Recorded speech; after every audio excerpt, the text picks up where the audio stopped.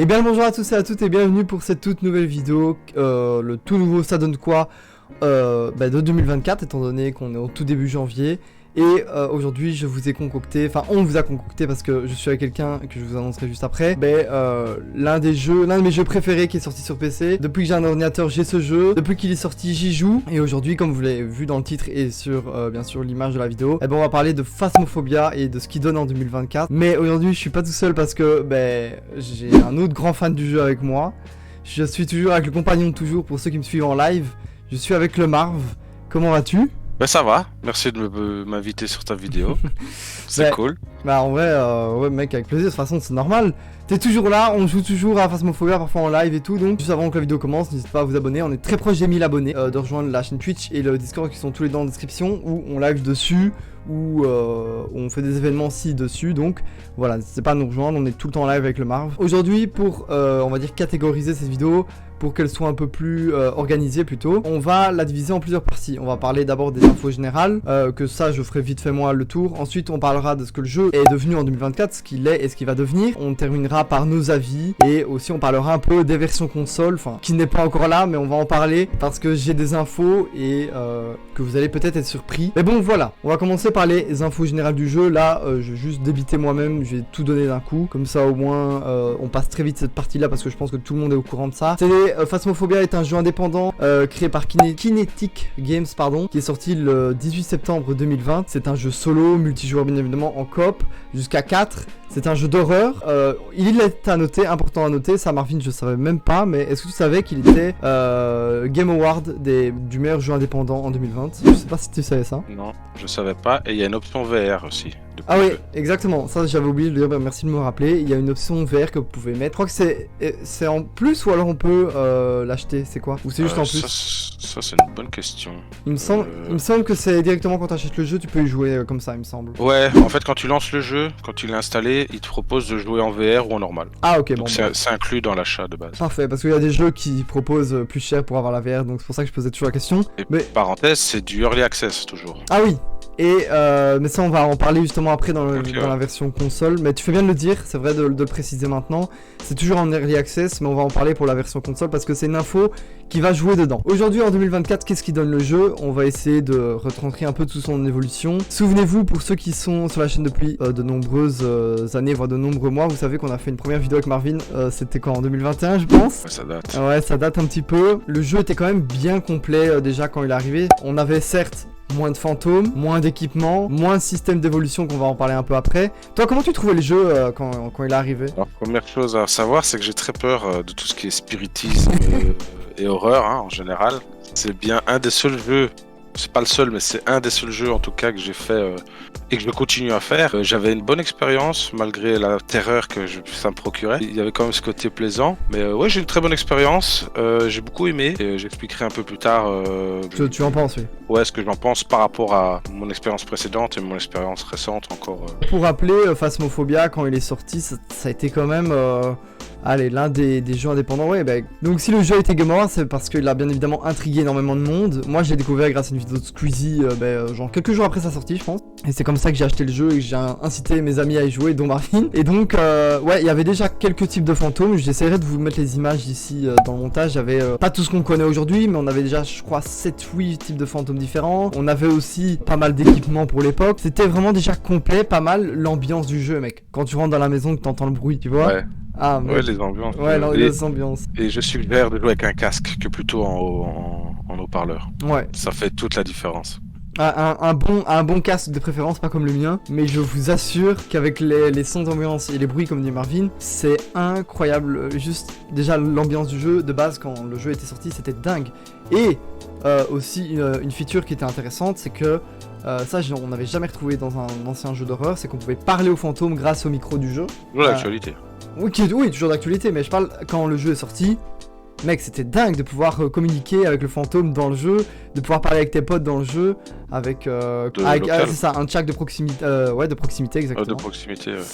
Et mec, quand c'est sorti, mec, c'était dingue. Bon, il a à noter que au début, ce système-là avec le micro, il y avait pas mal de monde qui buguait. Je sais pas si tu te souviens, mais par exemple, moi j'avais mon cousin et tout qui qui avait des problèmes de micro à chaque fois, ça voulait pas, donc on était obligé de rester sur Discord.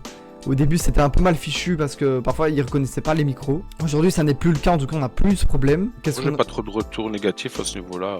Ouais. Non. Les parties qu'on a fait avec différents joueurs, étaient plutôt bon. On entendait bien les distances, quand t'es dans une autre pièce, tu n'utilises pas le talkie-walkie. T'entends de loin comme ça. Le ton un peu étouffé ou de loin. Ouais, c'est plutôt pas mal. Non, on n'a pas eu trop de soucis, mais juste au début du jeu.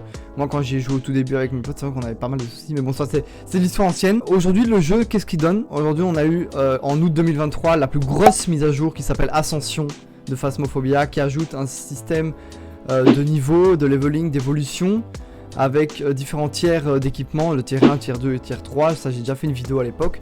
Qu'on n'avait pas à l'époque. D'ailleurs, Marvin, tu trouves comment cette mise à jour? Alors, je suis pas haut level, mais donc j'ai pas débloqué énormément de tiers. Je commence seulement à avoir presque tous les objets, mais je trouve ça plutôt intéressant justement de pouvoir, par rapport au leveling, pouvoir améliorer tes objets, pouvoir monter, avoir plus d'objets, plus d'opportunités de réaliser des défis. J'ai des défis vraiment adaptés à certains objets. Ouais. Pour en citer un, genre marcher dans du sel. Faites marcher une entité dans du sel, je peux pas le faire parce que je n'ai pas le sel. Et donc du coup, c'est un défi que je peux pas gagner d'argent sur ce défi-là, ni d'XP. Et donc du coup, c'est plutôt, ça permet un petit peu de level up, de grinder le jeu, d'un petit peu donner envie de continuer pour justement avoir plus de level et avoir plus d'objets par derrière. Et donc du coup, et le fait de pouvoir améliorer des objets qui est un tiers 1 de la réponse positive ou négative de la réaction de l'objet. Je pense à l'EMF qui est un très bon exemple, c'est qu'en tiers 1 c'est une aiguille, il y a des fois il faut vraiment regarder l'aiguille pour dire est-ce qu'elle a été sur le 5, et que là au tiers 2 bêtement c'est des lumières, il y a 5 lumières, et bon forcément visuellement c'est beaucoup plus explicite de voir la 5e ampoule allumée, enfin les 5 ampoules allumées, que une aiguille sachant pas s'il a été sur le 5. Et donc ça permet aussi de plus facilement trouver les preuves pour déceler l'entité adéquate. Ce système d'évolution est vraiment cool. Et il est long. Il est long et c'est moi il y a des gens qui vont peut-être se plaindre de ça, mais moi justement j'apprécie. Mais ça je le donnerai un peu plus tard dans mon avis. Et du coup il y a aussi ce que j'aime bien dans le jeu, bon ça c'est depuis toujours. C'est pas seulement depuis 2024, mais à chaque fête, à chaque par exemple Halloween, à chaque Noël, l'ambiance du jeu, chaque event, le jeu est décoré en fonction de l'event. Et mec, c'est un petit détail à la con, mais c'est un truc que je kiffe de ouf. Bah ouais, puis ça permet aussi c'est une opportunité pour les développeurs de montrer que le jeu est à jour, qu'il est suivi. Moi je trouve ça aussi intéressant, et puis ça rajoute un peu de contenu. Ici c'est Noël, c'est les bonhommes de neige. Hein. Ouais, c'est ça. On l'a pas trop chipoté cet event, mais on a pu jouer normal. Ça montre un petit peu que le jeu est suivi, que le jeu, ils sont dessus quoi. Et chaque événement permet de rajouter un peu entre guillemets du contenu événementiel, mais ça reste du contenu quand même. Hein. Et de l'intérêt du coup au final au jeu. Exactement. Et je tiens aussi à dire qu'avant la grosse mise à jour Ascension qui rajoutait les tiers et les niveaux et tout ça, on a eu pas mal déjà de mises à jour de bugs. Ça il y en a assez souvent d'ailleurs, les développeurs sont vraiment à fond là-dessus parce qu'au début du jeu il y avait quand même pas mal de bugs. Et là maintenant j'ai l'impression qu'ils sont tous fixés étant donné que j'en ai plus. Donc ça c'est important parce que mec les bugs ça peut ruiner une expérience de jeu je pense. Ouais. Ensuite on a eu aussi les mises à jour avec niveau type de fantôme les nouvelles preuves qu'on peut avoir. Et souviens-toi au début du jeu on avait genre comme j'ai dit 7-8 fantômes. Là on en a une vingtaine. On a des nouveaux objets comme avant il y avait on a eu le DOS qui a été ajouté et d'autres petits objets secondaires qui ont été ajoutés exactement avant la mise à jour Ascension. Donc c'était quand même déjà une grosse mise à jour pour l'époque. À ce qui paraît de ce qu'on a entendu, de ce qu'on a lu plutôt, ce n'est pas fini, ils vont rajouter des nouveaux types de fantômes, c'est ça hein. Actuellement pour être exact il y a 26 entités différentes, 26 possibilités. Avec 3 types de preuves différentes. Et donc effectivement ils ont prévu encore en rajouter, des maps aussi. Les maps je sais pas combien il y en a. Il y a actuellement 13 maps, 26 entités, il y a des objets hantés, il y a du loot, comment on appelle ça, récurrent, donc c'est-à-dire à chaque fois dans chaque partie il y a un os à trouver et à photographier. Non, le jeu il se peaufine, on sent que il devient bien, il y a encore 2-3 choses à dire et à régler, mais j'en viendrai ultérieurement. Et donc justement, en parlant un peu, c'est bien, ça a un peu introduit le fait qu'on est early access. Et on prévoit peut-être une date de sortie pour fin 2024 de ce que tu m'as dit. Ouais, après, entre ce qui est dit, c'est une date objectif. Non, c'est un objectif qu'ils veulent. Après, comme c'est un early access, rien n'empêche de repousser la date parce que en fonction des ajouts, il peut y avoir plus ou moins de problèmes. Parce que plus ils ajoutent, plus. Il y aura des bugs à comment dire, régler, etc. Ouais, voilà, il y a plus il y a de contenu, plus il faut gérer le tout. Et souvent, parfois, un ajout peut faire bugger tout, et donc il faut revoir tout. Forcément, si le jeu sort enfin, si le jeu réel, donc s'il termine son accès anticipé en fin 2024, on va passer directement maintenant à la version console. Après, on donnera notre avis, parce que la version console, c'est intéressant. La version console, elle est prévue pour la version 1.0. Et justement, parlons-en. La version console, vous vous souvenez, j'ai fait une vidéo il y a quelques mois déjà, où j'ai dit que le jeu devrait sortir normalement en octobre pour 2023. Ok, c'est ce qui était prévu de base, c'est ce qui a été dit pour Halloween justement. Comme je le disais, le jeu devait sortir du coup en 2023, en octobre 2023 pardon, pour Halloween. Finalement, il a été repoussé. On a eu des petites rumeurs comme quoi il pourrait sortir en novembre, voire décembre 2023. Et maintenant, pour ceux qui s'intéressent un peu à la version console, finalement, de ce que j'ai compris, de ce que j'ai lu, la version console devrait sortir en même temps que le jeu complet. Donc, si le jeu complet sort en fin 2024.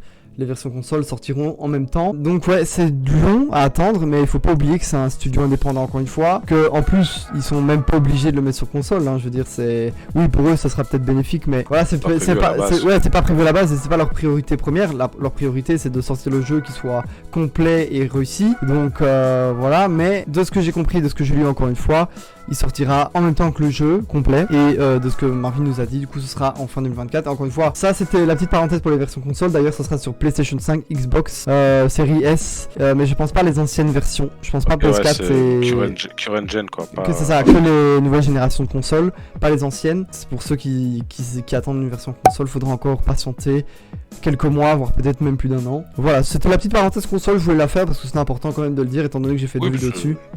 Dans l'actualité, c'est prévu. Voilà. C'est pertinent. Et en plus, on sait qu'il y a beaucoup de joueurs consoles qui l'attendent. L'attente est énorme. Ouais. Moi, comme je disais, la seule question c'est est-ce qu'il va sortir en. Est-ce qu'ils vont. Là, c'est ce qui était prévu, je l'entends bien, mais est-ce qu'ils vont le sortir du coup. Est-ce qu'ils vont le reporter jusqu'à fin 2024 pour le sortir en définitive édition. Enfin, en version 1, quoi, en 1.0, sur console et donc officiellement sorti ici, ou est-ce qu'ils vont le sortir en Early Access console et l'évoluer en. Ah, c'est une bonne question, j'ai pas la réponse. Je pense. Écoute, je pense, mais je suis vraiment pas sûr à prendre avec des pincettes les gens qui écoutent cette vidéo. Je pense que ce sera en version complète. Maintenant, enfin, c'est ce que j'ai vu sur leur Discord. Enfin, il y a des fans qui discutaient de ça. Maintenant, c'est avec des grosses pincettes, on sait pas. Franchement, je sais pas non plus. Moi, j'ai juste vu au niveau des infos pour la version console et tout ça, que comme quoi il sortira en même temps que le jeu complet. Maintenant, est-ce qu'il sortira en version complète ou en accès anticipé? Je sais pas. Surtout que c'est un studio indépendant, il divulgue pas trop d'infos sur ça en fait. Du coup, c'est assez dur de trouver. Ouais, après, son prix ici actuellement est de 11,59 et il est susceptible d'évoluer. Et c'est 95% de chance que son prix augmente en sortie officielle aussi. Donc l'Early Access est aussi une occasion de l'avoir à un prix un peu moins cher. Exact, ouais, c'est vrai. Une petite parenthèse aussi au niveau budget, parce que je peux entendre que certains... Là, le jeu est à 11€ et quelqu'un, je pense. Ouais, 11,59€. Ouais, 11,59€. Et il est susceptible d'augmenter. En général, les jeux indés sont pas excessivement chers, mais la probabilité qu'il augmente est très élevée. 20 € peut-être. Ouais, 20-25 balles. Il les mérite amplement, hein. Oui. Mais voilà. Je pense qu'on a fait le tour, un peu de tout ce qu'on devait dire. Donc ouais, le jeu a bien évolué depuis sa sortie en 2024, il est aujourd'hui extrêmement jouable, il est même très fun en coopération. Si vous voulez passer des petites soirées horreur entre vous, c'est le meilleur jeu je pense. Pour moi c'est le meilleur jeu horreur en coopération sur ordinateur actuellement, pour moi c'est que mon avis. Parce que non seulement il est je trouve à un bon level entre ça fait peur mais pas trop, tu vois ce que je veux dire? Il est dans un bon équilibre. Avec les potes, comme j'ai dit, c'est vraiment cool. Donc on a le chat de proximité qui renforce encore plus l'immersion entre les joueurs. Et ouais, tous les petits bruits, etc., etc. Donc le jeu a vraiment bien évolué dans tout ce qu'on a dit, on va pas le répéter, mais voilà. Mais du coup, voilà, maintenant on va donner un peu notre avis. Et Marvin, je te laisse commencer, comment tu trouves le jeu. Et peut-être, pourquoi pas, te donner une petite note sur 20. Vas-y, soyons fous, mettons une petite note sur 20 qui est totalement subjective. Personnel, ouais. C'est ça, donc si vous, en commentaire, vous voulez donner vous-même votre petite note, allez-y, qu'elle soit négative, positive, on vous jugera pas. Et aussi faites-le pour nous c'est complètement subjectif. Si vous n'êtes pas d'accord avec nous, mettez-le pourquoi en commentaire et on pourra peut-être un peu en discuter, même sur Discord, venez. Donc voilà, vas-y. Une note très positive, je vais un petit peu énumérer un peu les points forts et les points faibles selon moi par rapport à mon expérience, oui, mon ressenti par rapport à ce type de jeu et ce jeu-là en particulier. Mais comme je vous l'ai dit, très bon jeu d'horreur. Comme Max l'a souligné, il fait peur, à mon sens, beaucoup, mais pas tant que ça dans la réalité. C'est juste que je suis un couillon. Et donc du coup, j'aime bien. Je ne joue pas seul. Parenthèse, je joue jamais seul parce que je suis trop un couillon pour jouer seul. Mais donc du coup, avec les potes, je vais pas dire que ça rassure, mais quelque part un peu. Mais ouais, très bonne expérience, très bon jeu. Les notes positives, il a pas mal évolué. Je vais pas dire graphiquement parce que un poil quand même, mais il se suit par rapport Au niveau des éclairages, ils ont un peu amélioré, mais sans plus. Ouais, voilà, ça se laisse jouer. Au niveau du matos, il a très bien évolué. Il commence à être plutôt complet.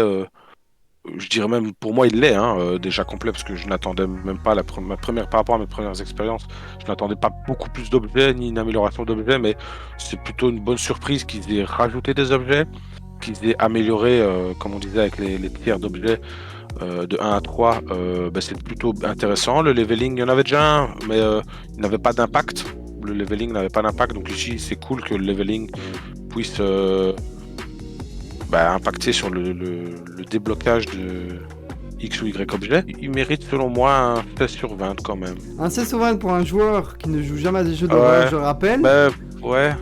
Moi j'ai fait Outlast, tout ça solo, oui. Mais c'est pas la même expérience. Ici il y a ce côté coopération où on peut s'échanger. Et bon, il y a le stress parce que il y a des facteurs qui font que tu es obligé d'être seul dans une pièce ou non selon les prérequis de l'entité, voilà.